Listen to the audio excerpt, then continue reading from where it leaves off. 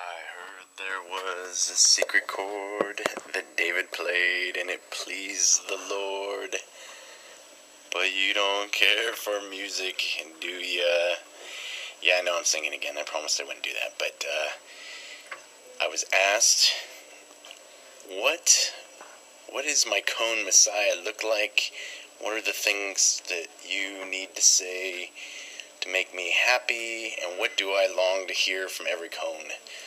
And that was music to my ears, because I think everybody just wants someone to listen to them, so, I mean, granted, you guys are listening to me. I'm not saying that, but you get excited, like, as a teacher when people ask you the right questions, not just like, sir, what does that mean? No. I want the deep things. So, quit, can't, won't, don't,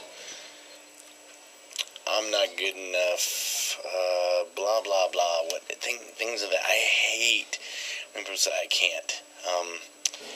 When I was a student, I once had to ditch and don my gear 7 times, and I was pretty sure I was going to die at that point. It was horrible. I ditched my gear, thought I had it right. Storm Pope says, nope, do it again.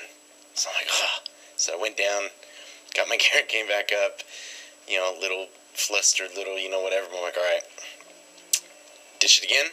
Nope, do it again. Did that 6 times. So finally, I'm at, I'm blue, I'm tired, I'm angry, I'm flustered, I'm, everything. And I go and I ditch my gear, and he's like, yep, all you gotta do is don it. So I'm like, alright, I'm halfway there, I've survived thus far, alright. So I go down, don it, come back up, I get up, I think I was gupping, gasping, trying to breathe, and I go over, swim to the, put my hands up and swim to the wall, and I pop up, and while he's checking me, he's like, see, you can do it. If you could do it the 7th time, you could have done it the first time. And I'm looking at him, he's like, you didn't think you could do it? And I'm like, no, I did not think I was going to be able to do it. And he's like, but you did. And he's like, you always you have more in you than you think you can.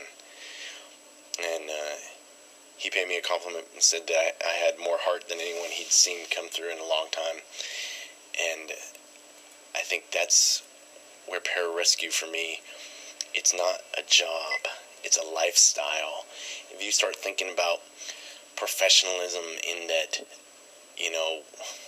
it's a job. If pararescue's a job for you, your heart's not in it, and some people that's fine. It's not about heart. It's not, everybody has their different drives. But for me, it's all heart, because that's what keeps me going. Because your head logically is going to tell you, no, this is too hard, we can't do this. No, this isn't working, I can't do this, but your heart will be, nope, we can do this, we have to do this, because if we fail, people die. And letting people die is not an option ever. You gotta do everything you can, even beyond what you think is possible, what you think is logical. Where you're like, well, this doesn't make any sense. It doesn't matter. You have to do it. That's pararescue. So you can't use words like can't, quit, don't, won't. Those are horrible words that, I do not condone their usage, because we're American, not Americans. And I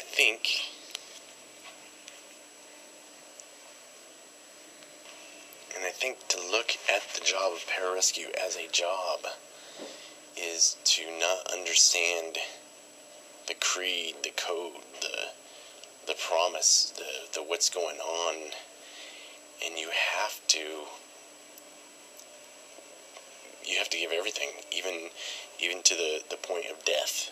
I mean, that's That's the gold standard that Pitzenbarger set. You know, that's the gold standard that John Blackie Porter and his gang of misfits in Burma and India saving people, you know, in 42, 43, until he gets shot down.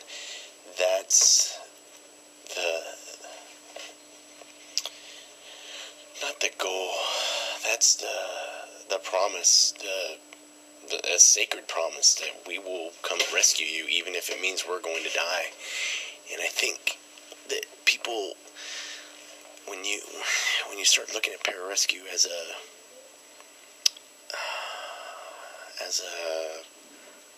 a job, oh, it's something I do.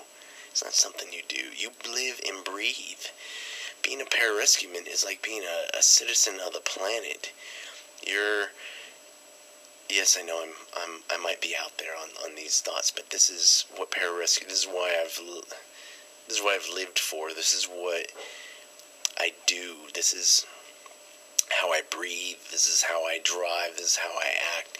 It affects everything I do. And I'm a big proponent of, you know, you're not your job, you're not your car, you're not your house, you're not what you've achieved or done, and I'm not those things. But pararescue is part of my DNA. It makes me who I am. When I'm doing something, when I'm driving, you know, I don't cut people off because it's not an honorable thing. When I'm at work and someone asks me a question, I answer the truth because it's the honorable thing. When I'm working on somebody and I'm giving them the best medical expertise that I have, it's because pararescue has demanded, and I have accepted, that is the standard of treatment. That is what I have to achieve. So to do anything less than that is shortchanging the world of my gift. And my gift is the ability to rescue people and to help people. And now that I physically can't jump out of planes and rescue people, I'm teaching people, I'm teaching you guys what you need to do so you can continue doing that.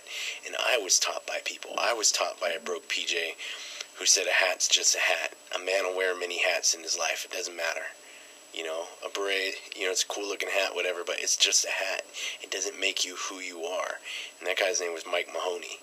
And Mike Mahoney is the reason on my email is Mahrony, because Mahoney's, Maroney's, Maloney's all came from the same part of Ireland, and it all depends on, you know, which port you came through and how bad people couldn't read your writing.